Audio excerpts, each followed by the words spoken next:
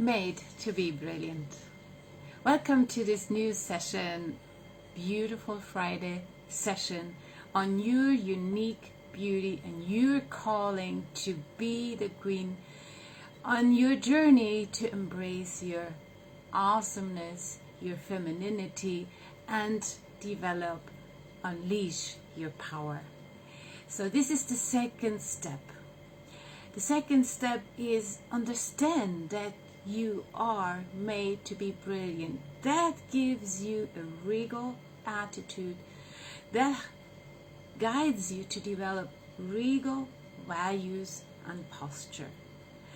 Made to be brilliant, that's what I read and saw on an advertisement for a watch. A watch. I thought, wow, big words for a watch. Of course, it was a beautiful watch. It had literally brilliance, diamonds, and it said every detail handcrafted and designed to light up the room. So if someone wears that watch, that person is not only brilliant, that person lights up the room. And I said to myself, no, I am made to be brilliant. I am made to light up the room, no matter if I have a watch like that or not. It doesn't depend on the watch. It does depend on the fact that I understand who I am and who God has called me to be. So the first question today in this session is about what is the material queens are made of. The second aspect is we are going to focus on to adopt a regal attitude, values, and posture, and our guiding example is Queen Esther. A whole book in the Bible is named after her. So I was always fascinated about Esther, and I always wondered what made her stand out. And what can I learn from her? And what does her life and her example teach us and you? And that's why I developed this Bible reading plan, which I want to share with you for free. You just register on the link which I'm going to share in the comment section, or send me a direct message and I will tell you how to do it.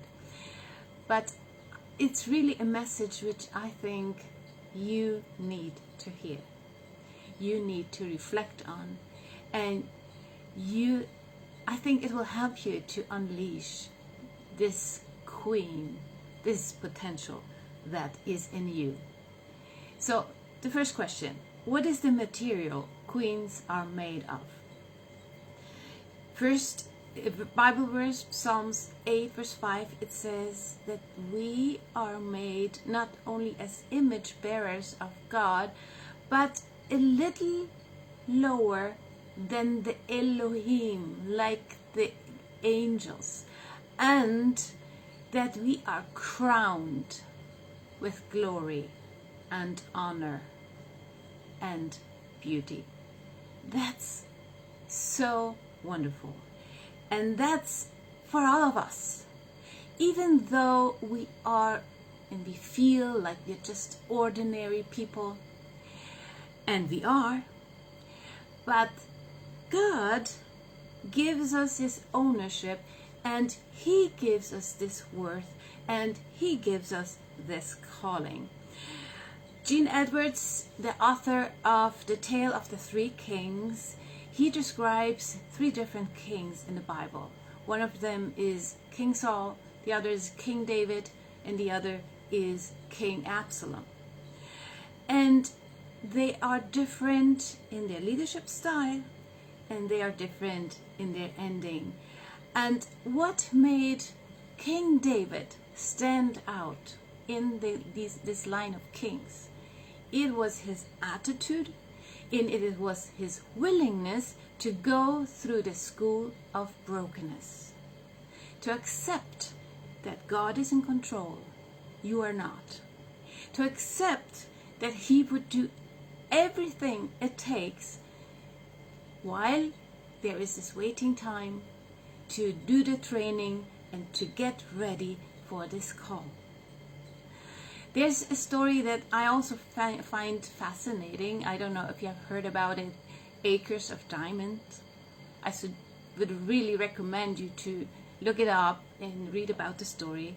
It's about a Persian man who sold everything he had in order to find the diamonds. He saw his friends or other people that they had these diamonds, and so he thought he had to sell his own land in order to get the mines, find the mines, and he died poor without knowing that the land he sold actually was a mine of diamonds. So he had sold all this potential, this wealth, and died poor without ever finding out about this great richness that he actually had possessed. And I think that's an example of many people. Everyone is born with this potential to, like if I talk to women, to be the queen, to be the diamond. But in the beginning, we are more or less like the coal. Did you know that coal and diamonds, that they have the same chemical composition? Did you know that diamonds are formed under extreme heat and pressure? And I think that's a picture, an illustration for our life. We have the potential to become the diamond, but God allows us to go through pressure, to go through difficult times, to go through pain, and this heat brings out our beauty. If we go through the school of brokenness, like Jean Edwards says it, then with time the diamond is formed, but then it's not finished yet. The process is not finished yet. The diamond, before it's sold on the market, it has to be cut. It has to be polished. And the more facets the diamond, the more polishing it gets, the more the light breaks and comes out in all rainbow colors. Another beautiful spiritual picture, illustration of our lives. The more we let God polish us, the more His light breaks through us, shines through us, and comes out in all rainbow colors. That's beauty. That's true beauty. And that's unique beauty, because everyone goes through his personal story, experiences personal pain, and experiences differently than any other. So looking back, try to understand your difficulties from this perspective. All of those difficulties, all those hardships, all the pain, the pressure, the heat you have felt, all the rejection and all the tears you have shed, that's the material queens are made of. Can you say yes to that fact? And can you say, yes, I will use my story to impact others and help them to realize the potential that's in them, to help them to become the brilliant person they were meant to be, help them to shine. That's my purpose, that's my calling, and that's again the material queens are made of. And Queen Esther, like I already said, she is such an example, such an inspiration. And I asked myself, so what was her material that made her queen? First of all, was she born with a silver spoon in her mouth? No way. She was an orphan. She was raised by her uncle. She was a Jew. She lived as a foreigner in exile in a foreign land, had to learn a foreign language, had to learn foreign culture. Does that sound like an easy life? Then she was taken against her will. No one asked her if she wanted to. She was brought to the king's harem to be part of a competition she never had looked for. Like nowadays we see these beauty contestants and Miss Universe. You can imagine maybe something like that, but with many more beautiful women from the entire empire, Persian empire of that time. There were more than 400 women in the king's court. So what did Esther have that made her stand out? What made her the star? And actually her name, Esther, is not her Jewish name. Her Hebrew name is Hadassah, which means bride. Her Persian name is Esther, which means star. Born to be brilliant, born to be the star and not a starlet. She was the star among the starlets. And again, what made her stand out? What is it? And that's what I focus on the Esther Bible reading plan. So really, if you want to find out more about that, I would suggest that you learn more about food management, beauty management, time management, management of feminine power. All of these are examples of how she just simply stood out, and from the first moment on, she called attention to herself without actually manipulating it in any sense. So her values, I want to adopt them and train myself that they are mine. I want to have a noble and regal attitude like Esther. I want to live in integrity, in authenticity like Esther, with excellence in all the details. I want to live her courage, her faith, her commitment, her obedience, her humbleness, her willingness to submit to authority, to listen, to be guided, and her beauty, her softness from inside out. She was just a sweet, beautiful woman, but with a powerful strength, which I call feminine power. That's true feminine power. And in saying yes to your femininity and to this uniqueness of yours, that makes you stand out. That makes you become brilliant. And all of us women, we can become outstanding, brilliant, the queen, if we work on these values. And if that's our attitude, if those are our values, then it will have effect on our posture as well. And now I want to do a little training with you. Let's practice the crown exercise.